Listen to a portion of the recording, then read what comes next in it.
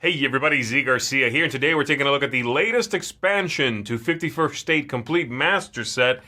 This is Moloch.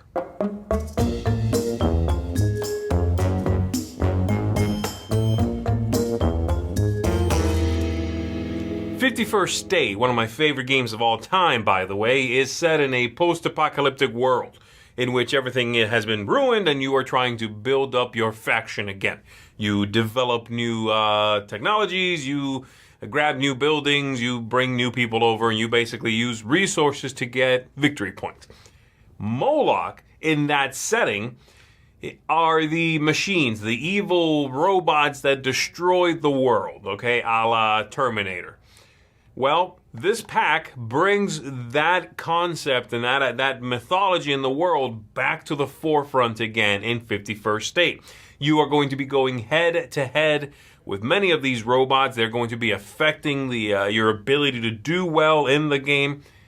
But if you can hack those machines, perhaps they'll give you something fantastic to help you along the way. So let's take a look at how this works. I'm not going to be showing you how to play 51st State. Feel free to check out my videos on that, though, if you want to know more about it. I'm going to be looking at just the cards in here. I'll show you a couple of specific examples, and then we'll come back up here. I'll tell you what I think of this one and kind of, where it ends up for me in comparison to the other available expansions. In the expansion, you are going to get a deck of cards, which is really two different kinds of cards. You're going to get a rule book, 4 pages, double-sided those pages. And then you're going to shuffle in these 27 into the core 88 cards in 51st State. And then these are going to be shuffled and placed with this side face up somewhere. And this is going to represent the robots, the machines that Moloch is sending after you in the game.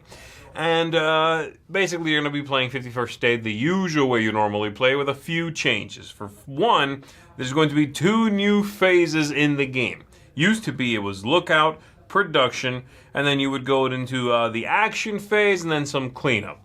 Now you've got, after your production phase, there's going to be an assault phase and then a deploy phase. During the assault phase, you are going to be assaulted, all the players are, by the machines that you are dealing with, the ones in the shared space on the table. And they tell you across the bottom here what it is they do. And they'll do all sorts of things, but basically take away your resources, your cards, your ability to continue to do well. Once that's done, and it affects everybody again equally, then you do the deploy phase, where you're going to draw a number of these based on the number of players as well as the difficulty you'd like to play with, and put them in that space on the table.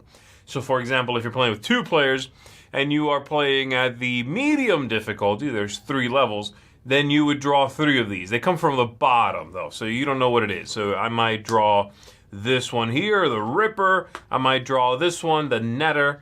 And I might draw this Gladiator. And then you can put this deck aside for now. Then you play your normal game, with taking various actions. You have, of course, some new actions to deal with. So to contend with these machines Moloch is sending after you, you can do one of 2 things. You can attack and destroy them, which is attacking this number here the same way you would attack your opponent's cards.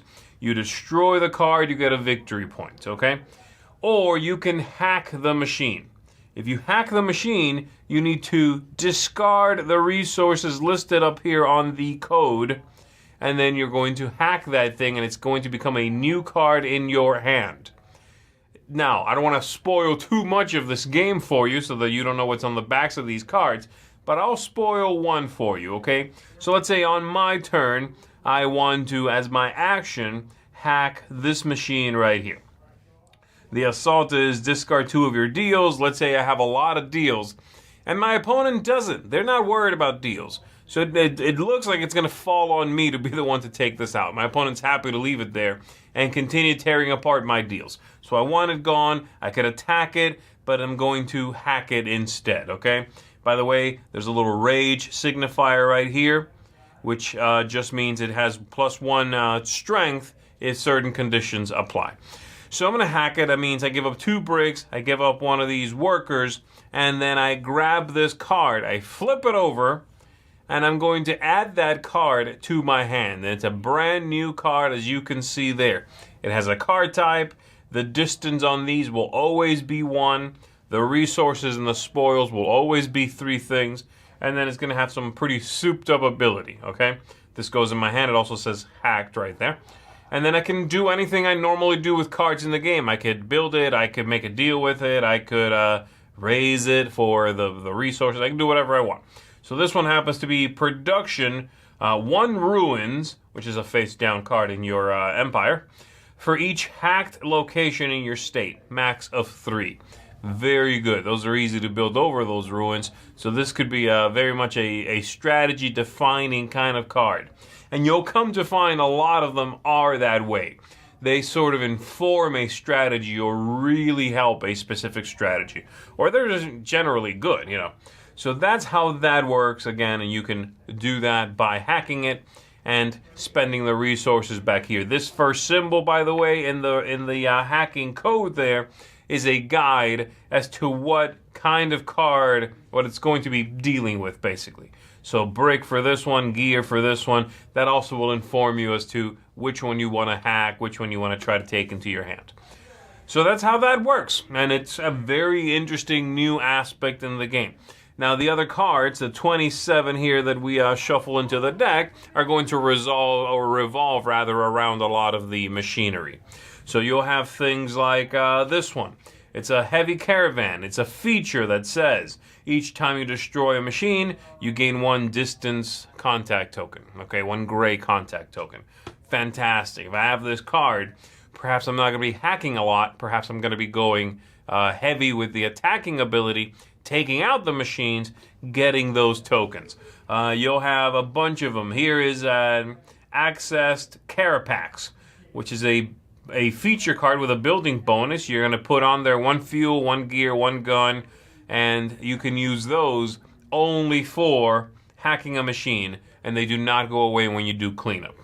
Great. We've got more cards that allow you to hack in specific ways. This one, whenever you destroy a machine, you can spend 1 of the blue contact tokens instead of 1 of the red ones. Each time you destroy a machine, you get a victory point. Let's see. This is a building bonus where you get a one star for each card with this new card type, which is like a hacked machine card type. You've got some that are for hacking instead of destroying. So this one, for example, each time you hack a machine, you may spend 1 gear instead of any 1 resource in the code of the deployed machine. It's very much about that. They largely revolve around that. And they are great as well. Lots of great cards in here, but insanely good cards in here if you hack them and put them in your hand. Like, kind of game-shaking stuff. So there you go. That's basically what you're getting in the game. Those 2 decks of cards, and you now understand how to utilize them. So let's go ahead and go back up top. Let me tell you what I think of this one. That is Moloch. I love the setting of Hiroshima Hex, 51st State, all of that stuff. Same world, right? And I really like the whole Moloch idea, big bad robots. This I was very excited about, and I have to say I'm happy to report this does not disappoint. I think it is a very, fulfilling marriage of simple mechanisms and a lot of thematic interest. So let's break it down, shall we? Here we go. From the top, 51st State Master Set Moloch. The theme, it's visceral. It's well connected to what's going on. It enhances what's happening in the card game in an interesting pseudo-militaristic way that brings more, imagined action to the forefront of what it is you are doing in the game. In 51st State, there's some confrontation. You can certainly attack your opponents. You can destroy their buildings to keep them to, it's usually sort of from the point of view of keeping them from doing too well as they build up what they're doing. Now, you are fighting for survival. Again, if you give yourself over to that theme, and I like that quite a bit. The aesthetics, they look great. The cards match right up with the other ones. There's some small changes in some of the font usage. Like, they change the sizes a little bit. It's not a big deal. I think the robot cards, the Moloch cards look great. They're well laid out, easy to read, easy to understand what's going on in there. And I love that the card size, by the way, perfect match for core box. You know, there's like no size difference in the cards. Fantastic. You know, that's always one of those things I'm a little concerned about when it comes to expansions to card games. Not an issue. So kudos to Portal for not making me have to deal with that. All right, replay value. If you play this game a lot, I could see it being a slight problem that you'll learn what's on the backs of these cards, and you lose that sense of discovery, okay? Having said that, if you play that much where you are memorizing what the backs of these cards are, then just allow everyone to look at them. And then everybody's on even footing, okay? When there's 3 machines out there, then just allow people to grab one and look at what the back does and decide from that point of view if they want to destroy it, hack it, whatever. Not a big deal. I do like the discovering what the thing does, but I suspect, personally, I'll forget what they do and what the card on the other side looks like if I put the game down for a little bit. So I'm not worried about it. And it definitely does enhance the replayability of the core game and the expansions to the game. So this has its own feel, its own vibe. It does feel different than just playing core box, or even playing any of the other expansions. So good there. The game arc. Sometimes the machines build up and there's a bunch in the center and they're just hammering everybody around the table. Sometimes you clear that space, and when you get to the next assault phase, there's no assault. You just bring out some new machines for the deploy. So I like the way that feels. Now, I will say, for the game arc itself, if you're someone who just completely hates having your toys taken away in a game like this, which you probably don't like a game like this, but then yes, this might enhance that a little bit more, right? Because the machines are actively trying to take your stuff away, destroy your buildings, steal your goodies, all of that. You should deal with the machines if that's what's happening, but be aware that's how this feels. I don't think it's a problem. I really don't think it's a problem for folks that enjoy this game already. But a little bit of that feeling will be enhanced in this experience, this expansion. Ease of play.